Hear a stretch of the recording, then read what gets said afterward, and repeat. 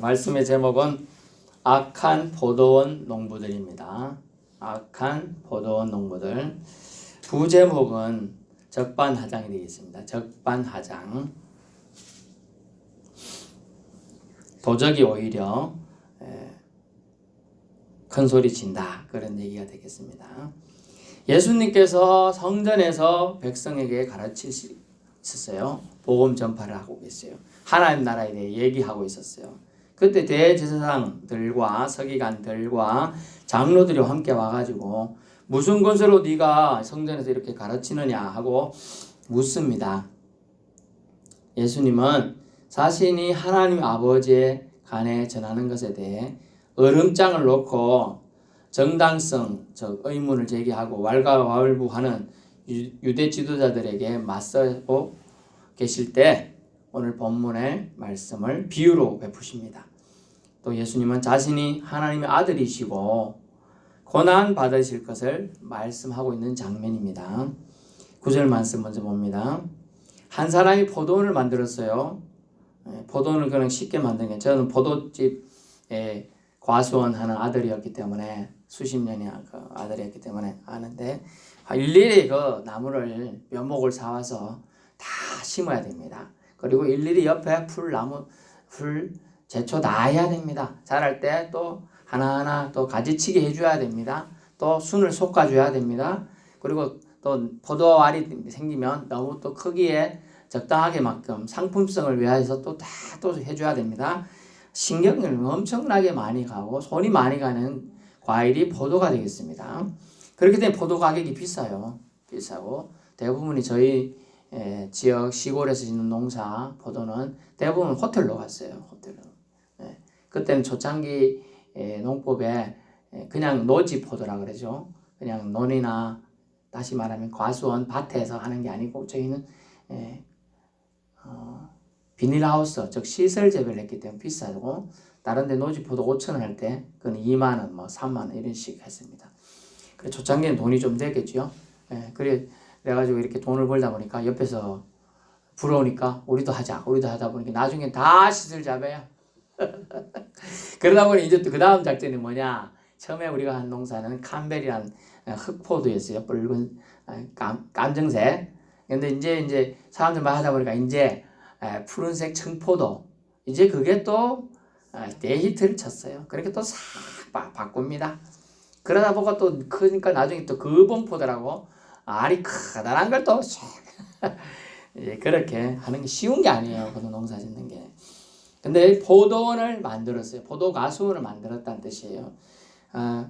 농사를 짓기 위한 아주 준비 작업을 다 해놓았습니다. 그런데 이것을 농부들에게 맡겼다. 그래서 우리 농부라 하면 그냥 농사 짓는 사람이라 생각하지만 좀 더 우리가 이해를 돕기 위해서는 소작인에게 맡겼다. 이렇게 하면 되겠습니다. 주인은 아니거든요. 그 사람들의 소작인. 즉 세를 받고 일하는 사람들에게 맡겼다. 그래서 본문에 이렇게 나오잖아요.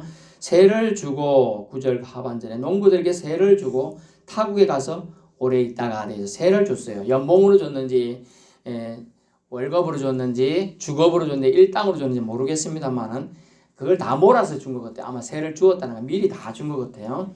타국에 갔어요.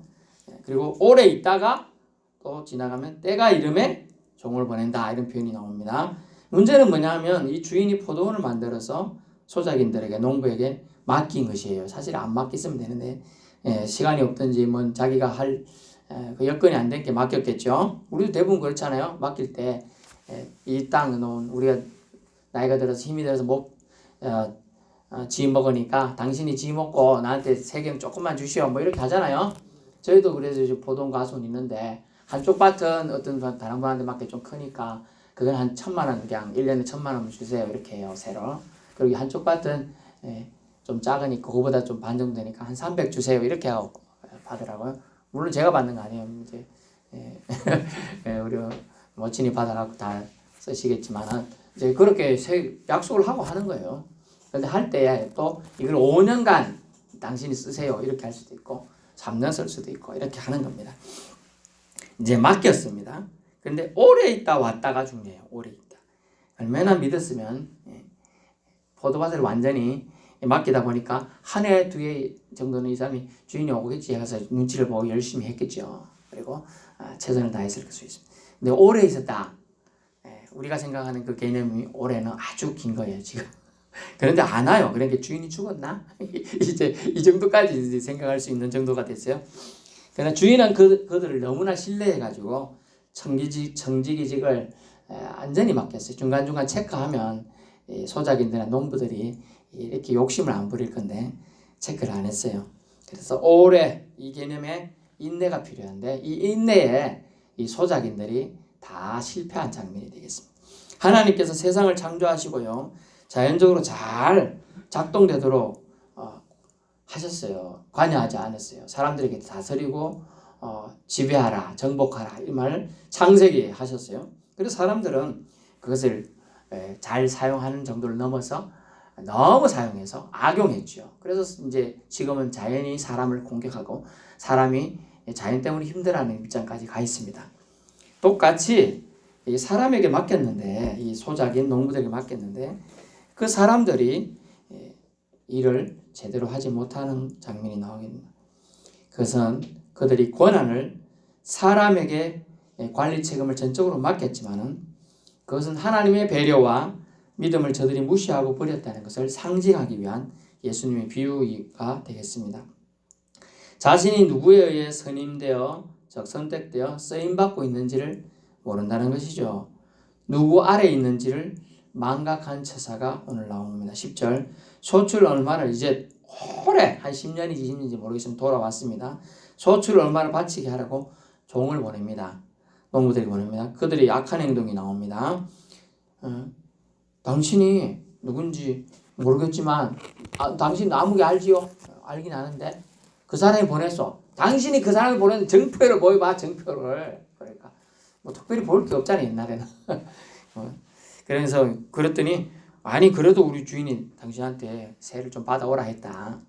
그러니까 또 어떻게 했느냐 그들이 악한 행동. 종을 몹시 때리고 한두 대 때린 걸 몹시라고 안 합니다. 최소 10여 대 이상을 때려야 몹시라고 하는 거거든요. 성경에 보면 40대인데 40대는 사람이 죽는다고 해요. 39대 정도 때리면 죽지는 않는다고 그래요. 성경 비유가 그래요. 어쨌든 몹시 때리고 빈손으로 보냅니다. 주인 생각이 어땠느냐. 내가 너무 오래 있다 보니까 이 사람들이 내가 보낸 종을 믿지 못해서 그랬을 수도 있고 이 종이 좀 예의 없게 굴어가지고 당당히 말이야 내놔라 하면서 이런 식으로 협박식으로 해가지고 기분 나빠서 때렸을 수도 있다 생각했어요. 자, 이해를 돕게 설명하는 거예요. 그래서 그들이 화가 나서 때렸나? 이제 이 정도 생각했어요. 그래서 어떻게 했느냐? 11절 다시 다른 종을 보냅니다. 그런데 그도 몹시 때리고 이번에는 한 단계 더 했어요. 뭐 했어요? 능욕하고 빈손을 보내요. 능욕이 뭐냐면 영어로 말하면 shameful. 부끄럽다. 이 뜻이에요. 부끄럽다. 수치스럽게 몹시 때리서 맞아가고 사람도 몰골이 말이 아닌데 어찌까지 했냐? 수치스럽다. 성경에 비유하면 다윗 시대에 수치스러운 일이 뭐 있었냐? 그때 통으로 짠 옷을 입었단 말이죠. 옛날에는. 중동 볼기 엉덩이가 다 보이고 옷이 원래 길다게 와야 되는데 여기를 잘라버린 거예요. 그럼 엉덩이 다 보이죠. 앞에는 앞을 모르겠는데 뒤에 다 보이고 이렇게 창피하게 만들어갖고 이제 보낸 거예요. 하하 참 사람이 약해지면 강도가 자꾸 세집니다. 12절 다시 세 번째 종을 보냅니다. 그랬더니 어쨌어요? 이 종도 상하게 하고 내쫓은지라. 상하게 자 몹시 때리고 능욕할 때는 자기가 그래도 좀 두개 맞았지만은 자기 발로 걸어서 나올 정도가 돼요. 근데 이번에는 상하게 했어요. 이건 법률적으로 상해라는 건데요. 아주 심각한 상해를 입었어요. 손상이 해가지고 회복이 힘든 걸 말해요. 그래서 내쫓은지라 이렇게 돼 있어요. 갖다 버렸다 얘기가 되겠습니다. 주인의 인내가 이제 한계에 드러나게 됩니다. 죄인들을 향한 한계가 드러나요. 그러나 한 번 더 주인은 참습니다. 세 번까지 저는 세 번도 참기 힘든데 네 번째 뭐라고 합니까? 13절 주인이 이르되 어찌할까 내 사랑하는 아들을 보내면 저들이 혹 그는 존대하리라. 영어로 보니까 리스펙트라는 말 존경하리라는 단어예요. 존경하는 인물이 주인의 아들이니까 우리가 주인의 아들 말은 믿어야지 주인하고 좀 닮았겠지 이렇게 생각해서 보냅니다. 그러니 어쨌어요? 14절 농부들이 그를 보고 서로 의논합니다. 악한 도모를 해요. 이는 상속자니 죽이고 그의 유산을 우리 것으로 만들자라고 합니다. 잘못된 생각이죠, 여러분. 상속자를 죽인다. 어려운 영어로 법률 용어는 공모 공동정범이라는 단어가 있어요. 공모했어요. 죽이자, 그죠? 네, 그리고 그것에 죽이는데 관여를 했어요. 그래서 공모 공동정범인데 살인자가 되는 겁니다. 살인은 최소 무기징역, 사형, 25년 이상의 징역이에요. 지금 더 강해졌네 모르겠네요. 제가 법률 배울 땐 그랬습니다. 살인자들을 그들은 잘못 생각했어요. 이거 죽이면 상속자를 죽이면 자기 거 될 줄 생각하는데 죽이면 살인자로 자기들을 처벌받죠. 그걸 모르는 것 같아요. 처벌받는데 오히려 상속을 챙길 수 있다고 생각한다. 참 잘못된 생각이에요. 여러분 악한 생각과 타협하면 먼저 생각이 흐릿하여 어리석어지는 거예요. 여러분 깨달을 수 있기 바랍니다. 악한 자와 악한 생각과 타협하면요 생각이 멍청해져요. 말도 안 되는 거에 빠지는 거예요. 악한 행동에 죄책감을 그들은 느끼지 않았어요. 폭력도 살인도 죄의 전념성 마비성이라고 합니다. 얼마나 위험한지 몰라요. 서서히 마비되어 가는데 점점 더 보세요. 얼마나 세졌어요. 나쁜 행동하는 게 처음에는 몹시 때리는 정도였어요. 그 다음에 몹시 때리고 능욕까지 했어요. 욕을 보였다는 뜻이에요. 그 다음에는 상하게 죽을 정도까지 갔는데 죽진 않았어요. 그 다음에는요 아들도 죽여버렸어요. 이거는 악한 일을 합니다. 죄의 전면성이 이렇게 심각해요. 코로나 한번 샥 입술가니까 여기서 많이 힘들잖아요. 이런 식으로 되는 것처럼 죄는 급하게 빠르게 안 가르쳐도 빠르게 퍼지고 있습니다. 그러면 악한 생각이 올 때 어떻게 해야 돼 우리는? 만약 여기 농부들이잖아요. 복수잖아요. 왔을 때 어떤 농부 성실하게 일한 농부가 있었으면 그래도 안 되지. 주인이 우리가 먹고 살 거 없을 때 불구하고 일꾼 주고 일도 주고 돈도 미리 다 줬단 말이야. 얼마나 좋아. 일초도 있고 우리가 주인 신경 안 쓰고 그 얼마 다 계속 우리가 먹었잖아 이때까지. 그죠? 따먹고 팔아먹고 또 부자도 되고 결혼도 하고 말이야. 이런 생각했던 사람이 한 명만 있었어도 되는데 안 됐다라는 걸 알 수가 있습니다. 15절 포도원 밖으로 내쫓아 죽였느니라. 앞으로 일어날 일을 예수님이 예언한 거죠. 자신에 대한 얘기가 되겠습니다. 예수 그리스도의 고난을 예수님의 비유로 말씀하신 장면입니다. 그런즉 포도원 주인이 이 사람들을 어떻게 하겠느냐? 여러분 같으면 어떻게 하겠어요? 당장에 군대를 데리고 가든지 다른 종들을 막 데리고 가서 다 쫓아내고 심지어 죽이든지 잡아가지고 감옥 넣든지 수를 쓰겠죠. 16절 와서 그 농부들을 진멸하고 헤렘이라는 죽인다는 뜻이에요. 다 잡아갖고 진멸하고 포도원을 다른 사람에게 주리라 하셨습니다. 포도원 19절 그들이 이 비유가 자기를 가리킴을 알고 예수를 잡고자 합니다. 그런 말은 또 자기들에게 듣기 싫은 소리는 금방 알아들어요. 그래가지고 군이 막 올라서 쟤를 잡아 죽여야겠다. 하지만 백성을 두려워요. 왜 백성들이 그분을 선지자로 알고 최소한 믿으니까요. 잘못 건드렸다가는 백성들한테 돌 맞을 수 있어. 그것도 또 안 하려고 그래. 오늘 비유를 다시 짚어봅니다. 여기 한 사람은 누굽니까? 하나님 아버지. 포도원은요 이스라엘이고요. 또 지금상 말하면 교회가 되겠습니다. 농부들은요 소작인들이지만 악한 유대교 지도자들이고 또 다시 말하면 예수를 믿고자 하는 사람을 방해하는 자들이 되겠습니다. 종들은요 하나님의 선지자들이에요. 아들은요 예수 그리스도이십니다. 주님은 자신이 걸어가야 할 고난의 길이 마치 악한 포도원 농부처럼 하나님의 뜻을 완전히 저버리고 배신한 자들 때문에 비롯되었음을 알 수가 있어요. 그들이 순종하고 하나님 말씀을 듣고 따라왔다면 예수님이 직접 이 땅에 내려올 필요가 없어요. 왜? 죄가 이 땅에 관영하지, 즉 죄가 이 땅에 꽉 퍼져 있지 않으면 예수님 올 필요가 없죠. 자기 정화가 되는 거예요. 여러분 구정물이 처음에 물이 맑은 물인데 조금만 있으면 그거 싹 떠가지고 버리면 돼요. 그죠? 근데 많이 있으면 이제 해결 안 되죠. 구분할 수가 없어. 여러분 구정물 먹겠어요? 버려야 돼. 해결 안 되니까 버려야 돼.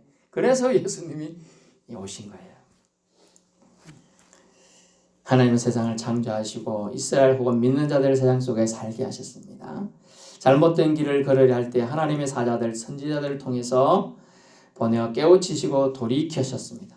하지만 하나님을 섬기고 백성을 돌보라고 맡기신 직책을, 청지기직 사명을 지도자들에게 주었어요. 농부들, 오늘 표현된 농부들, 소작인들에게 주었어요. 거기에 보면 표현된 사람은 본문에 장로들, 또 제사장들, 서기관들 나오죠. 이 사람들이 주었어요. 근데 주객이 전도해요. 주인하고 객이 바뀌었어요. 주인이 오히려 당신 누구요? 하는 소리를 듣게 되고 있는 거예요. 적반하장이 된 거예요. 도적이 돌아놓고 주인이 있나가니까 도적이 몽둥이를 들고 오히려 주인을 때리려고 하는 행동을 하는 거죠. 죽어가는 사람 건져냈더니 당신 내 보따리 내놔.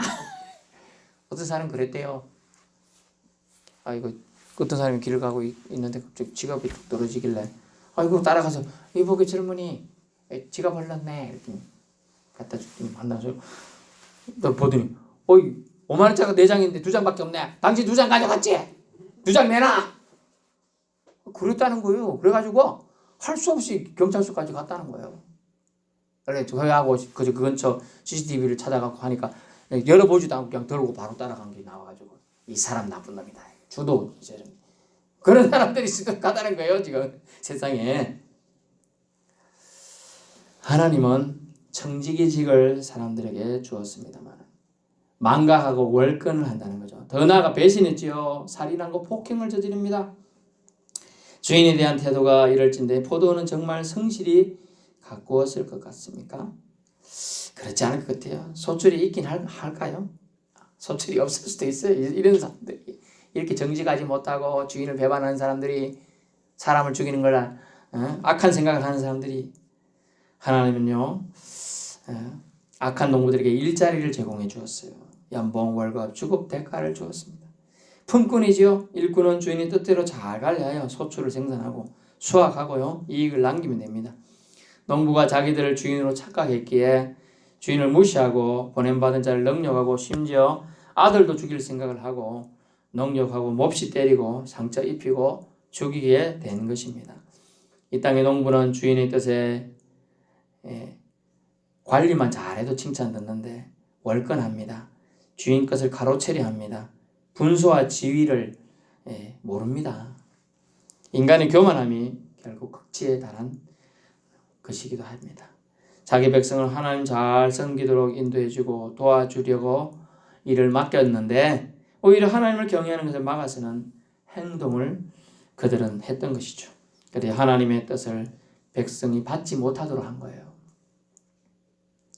그럼에도 주님은 여호와 하나님께서는 사랑이시라 선지자들을 보내서 계속 권면하시고 심지어 아들까지 보내서 보혈로 저들의 죄를 덮어 주셨다는 걸 우리는 기억할 수 있기 바랍니다.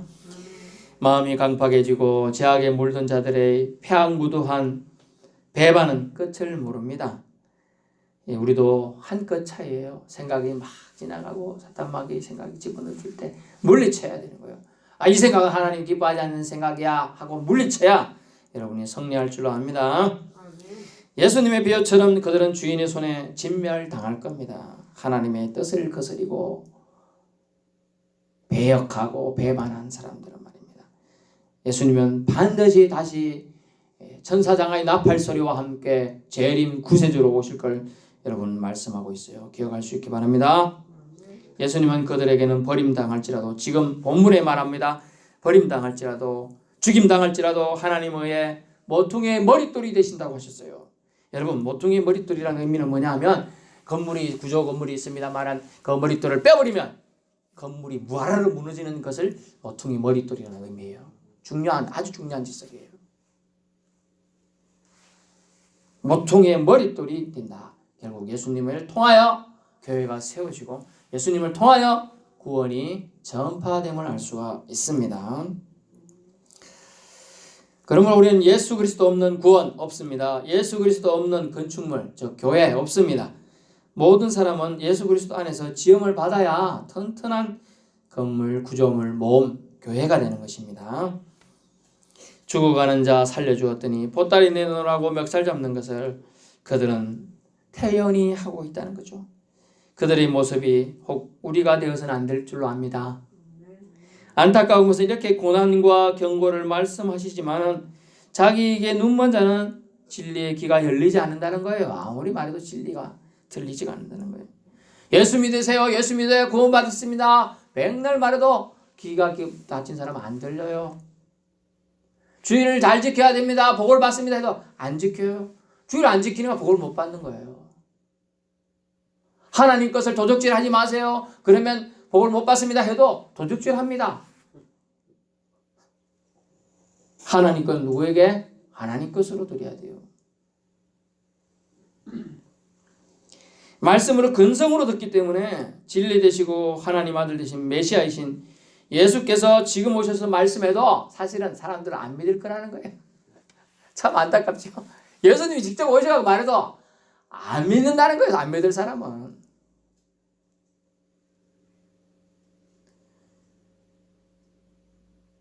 예수님께서는 요한복음에 안타까운 말씀을 세상에 빛이 왔다. 빛이 와서 어둠에 비쳤는데 어둠이 빛을 싫어하더라. 뭐예요? 복음의 빛 예수 그리스도가 왔지만 사람들은 빛이신 예수님 받아들이기 싫어했잖아요. 대부분의 사람들이 거절했어요. 그래서 그 빛이 다른 곳을 향해서 가게 됩니다. 이방에 우리에게 온 거예요. 그래서 저와 여러분이 예수 믿는 기적이 일어난 줄 압니다. 유대 종교 지도자들 그들은 실패했습니다. 하나님 뜻을 거절해서 실패했고요. 하나님보다 사람을 더 무서워해서 실패했어요. 여러분 믿음보다 사람 더 무서워하면 실패합니다. 사람 더 무서우면 교회 못 오는 거예요. 사람들이 뭐라 하는 소리가 쨍쨍쨍 들려서 제가 아는 분은 귀에서 이명 어지러워가지고 그들 위에서 대나무 소리가 대나무 소리가 들린다. 대나무 소리가 부딪히는 소리가 젊은 청년이었어요. 제가 서울에서 사역할 때 아주 잘생겼어요. 잘 나갈 때는 스포츠카도 쫙 하고 다니고 억대하는 스포츠카 갖고 다니고 막 그랬는데 이명 때문에 그 직장생활 제대로 할 수가 없는 거예요. 귀에서 막 맨날 소리가 나. 하면 막 이게 두통까지 오거든요. 심각하게. 그래서 쓰러지는 거예요. 그래서 권사님이신 그 어머니가 맨날 저한테 기도 좀 해주세요, 목사님. 그래 가서 기도 많이 좋아졌다는 얘기를 듣고 제가 이제 내려왔는데 그렇지만 그게 한 번씩 이게 나타나는 거죠. 이명생사. 그러니까 그런 현상이 막 생기는 거예요. 들어야 될 소리를 자꾸 더 기울이 들으면 악한 소리들이 이제 점점점 물러가게 되는 거예요. 하나님보다 사람을 더 무서워하면 실패하게 되어 있습니다. 하나님보다 돈을 더 사랑하면 돈 때문에 실패하는 거예요. 하나님보다 세상 일 더 우선시하면 그 우선시하는 일 때문에 실패하게 되어 있는 거예요. 여기 계신 분은 제발 다 천국 갈 수 있기를 축원합니다. 축원합니다. 정말로. 여러분의 믿음이 여러분을 구원하는 거예요. 여러분의 믿음이 여러분을 구원하는 거라니까요. 그래서 예수님께서 주위 사람들이 예수님이 오셔가지고 나사로가 죽은 나사로를 살린다고 하는데도 안 믿어요. 그래서 예수님이 슬퍼가지고 눈물을 좀 흘렸어요. 그 슬프다는 것은 분이 나서 예수님이 화를 안 내시는데 사람들이 너무 자기 수많은 기적을 이미 행했어요. 죽은 자를 살리기도 했었어요. 그전에도. 그리고 나병 환자도 고치고 38년 된 병자도 고치고 18년간 병자 누워가지고 허리 굽어가지고 꼼짝도 못하고 이런 사람 고쳤어요. 5,000명의 기적도 일으키고 3,000명의 기적도 일으켰어요. 7,000명 했는데도 안 믿어요. 기적을 볼 때는 대단한 분이다 이렇게 안 믿어요. 그래서 예수님이 안타깝게 저들에게 믿음을 보겠느냐 그랬어요. 믿는 자를 보겠느냐 그랬어요. 믿음대로 되는 겁니다, 여러분. 믿음대로. 너 저 홍해 보이지? 건너갈 것 같아? 안 믿어요, 안 믿어. 믿으면 그 강이 홍해가 갈라져요. 또 여호수아가 전쟁할 때 어디를 보겠느냐? 네? 요단강을 건너가겠느냐 그랬잖아요. 믿음으로 발을 강물에 담가라. 그러니까 강이 쫙 갈라지면 서는 거예요. 믿음이 필요한 거예요. 여러분, 하나님보다 사람을 무서워해서 하나님이신 예수 그리스도를 받아들일 수가 없는 거예요. 그가 하는 행동을 보면 이사야서에서 예언된 대로 아이고 눈먼 자가 눈을 떠서 보게 되고 기머거리가 덮게 되고 안전뱅이가 일어나게 되고 병자가 살아나고 죽은 자가 살아난다. 그죠? 그런 일이 일어나면 메시아가 온 거라고 그랬어요. 예언되어 있었어요. 말은 알아요, 그 사람들이. 그런데 진짜 그런 일이 일어나는 걸 보면서도 안 믿는다는 거예요. 여러분 따라해보세요. 믿음은 은혜입니다. 예, 하나님이 주신 은혜. 믿음은 믿어진다는 게 은혜라는 거예요. 그거 얼마나 감사한지 몰라요. 교회 오고 싶어도 정말 나라법에 통제 딱 걸려가지고 지금 못 오잖아요. 그런 분 있는데 여기 와서 앉아있는 것 자체가 은혜인 거예요. 알고 보면. 우리는 하나님의 종으로 신실한 청지기인가 한번 쭉 생각해 봐야 돼요. 여러분 여기서 아이고 가서 하나님이 보내신 종들처럼 맞아 죽은 사람이 여러분이라고 생각할 수도 있겠습니다만 여러분이 악한 농부일 수도 있다는 거예요. 제가 악한 농부일 수도 있는 거예요. 여기서. 그 말씀을 우리가 이것은 나한테는 아니다 이게 생각하면 반대로 생각해 봐야 돼요. 내가 악한 농부가 아닌가? 그럼 나는 어찌해야 되겠나? 어찌해야 될까요? 회개해야 되는 거예요. 내가 만약 그렇게 말씀 미쳐줬다면 회개해야 돼요. 내가 악한 농부 짓을 하고 있었구나. 하나님한테 세를 받고 정말 일을 안 하고 있었구나. 이런 걸 생각해 보아야 한다는 거죠. 그래서 이익에 눈먼 적반하장의 배신자, 악한 농부, 유대 종교자, 지도자들인가 한번 생각해 보아야 하는 거예요. 말씀 듣고 깨닫는 은혜가 있으시기를 축원합니다. 저와 여러분은 하나님이 예수님을 보내셔서 십자가에 피를 철철 흘려가지고 죽기까지 하시면서 그 보혈로 여러분을 죄악을 다 죄와 허물을 덮으신 그 사랑의 결정체가 저와 여러분인 줄로 믿고 이 한 주간 살아갈 수 있기를 축원합니다. 기도하겠습니다.